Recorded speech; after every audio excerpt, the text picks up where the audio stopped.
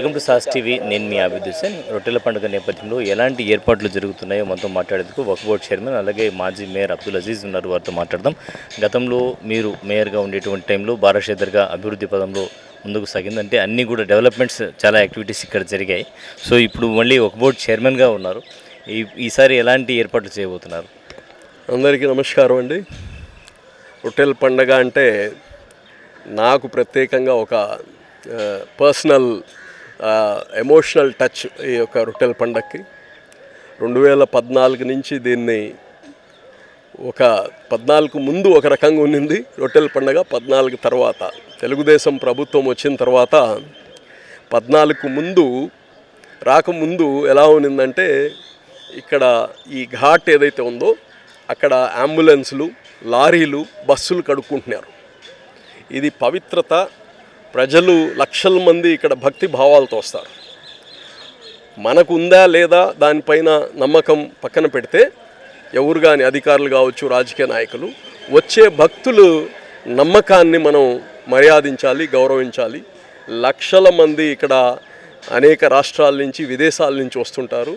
ఈ భక్తుల మనోభావాలకు తగినట్టు ఇక్కడ ఏర్పాటు చేయాలని చెప్పి ఆ నీళ్లు వాళ్ళు రొట్టెలు మార్చుకొని చాలామంది ఆ బాటిల్లో నీళ్లు తీసుకెళ్తారు.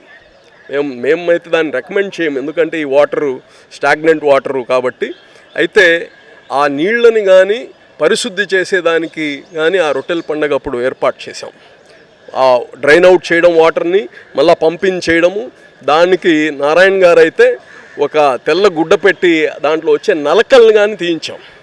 ఒక పేపర్ కానీ ఇక్కడ లక్షల మంది వస్తే ఒక పేపర్ కింద పడితే దాన్ని ఇమ్మీడియట్గా ఎత్తిచ్చాం. అంటే దేవుడు దగ్గర, దేవుడు స్థలము, ఈ దైవ కార్యాలు ఆడ జరిగితే అక్కడ క్లీన్లీనెస్ చాలా అవసరం.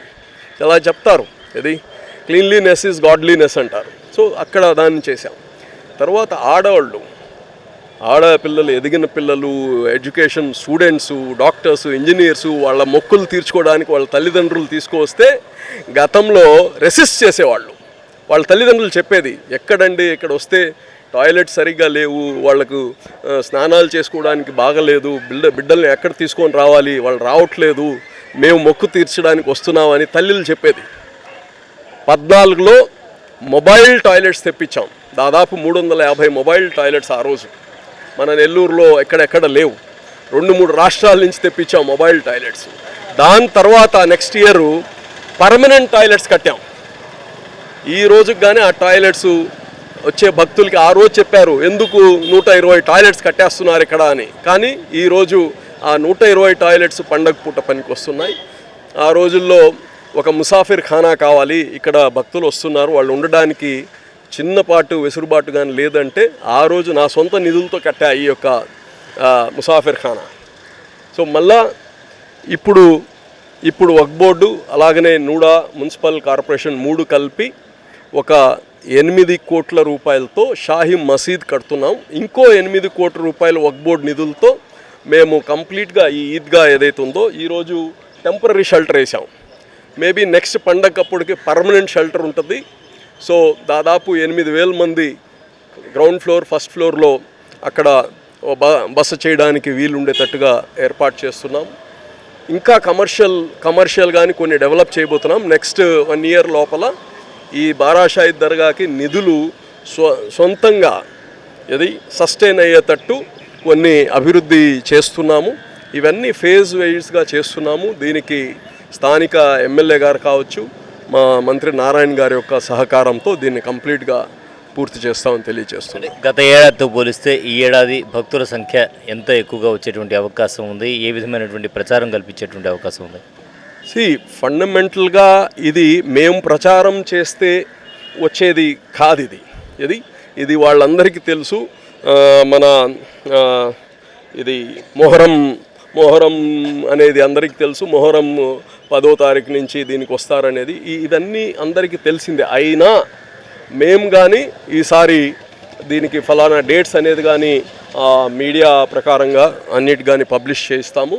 సో దట్ అందరు ప్రజలకు ముందరే తెలిసేటట్టు. క్లైమేట్ కానీ ఇప్పుడు కొద్దిగా చల్లబడుతుంది. సో నెక్స్ట్ 10-20 డేస్లో కానీ ఇంకా చల్లబడే అవకాశం ఉంది. సో భక్తులు అందరు కానీ ఎక్కువగా ఎప్పుడు ప్రతి సంవత్సరం పెరుగుతూనే వస్తున్నారు. ప్రతి సంవత్సరము పెరుగుతున్నారు, వాళ్ళ కోరికలు తీరుతున్నాయి. బహుశా వాళ్ళు దాన్ని తీర్చుకోవడానికి, మొక్కు తీర్చుకోవడానికి మళ్ళా వస్తున్నారు.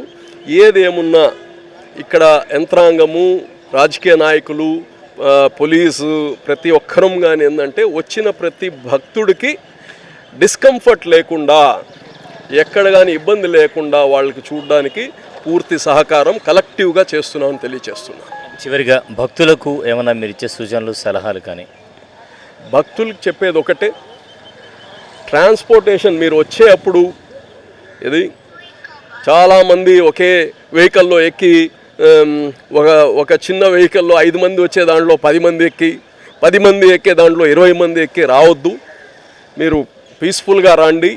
ఇక్కడ ఏమీ కంగారు లేదు. 5 రోజులు, ఇంతకుముందు 3 రోజులు నిన్న పండగ, దాన్ని 5 రోజులు చేశాము. ఇబ్బంది లేకుండా అన్ని ఏర్పాట్లు ఉన్నాయి ఇక్కడ. మీరు ఎవరు కంగారు పడి రావాల్సిన, అంటే ఎక్కువ మంది, నేను ఒకే వెహికల్లో ఎక్కువ మంది అటువంటి చేయొద్దు. స్పీడ్ లిమిట్గా రండి, జాగ్రత్తగా రండి, జాగ్రత్తగా పోండి. ఇక్కడ ఉండేటప్పుడు ఇక్కడ కండిషన్స్ ఏమున్నాయో దాన్ని ఇక్కడ చెప్పేదాన్ని బట్టి ఇక్కడ చెత్త, ప్లాస్టిక్ ఇటువంటి వేయకుండా కొన్ని నిబంధనలు పాటించాలని కోరుతున్నాను.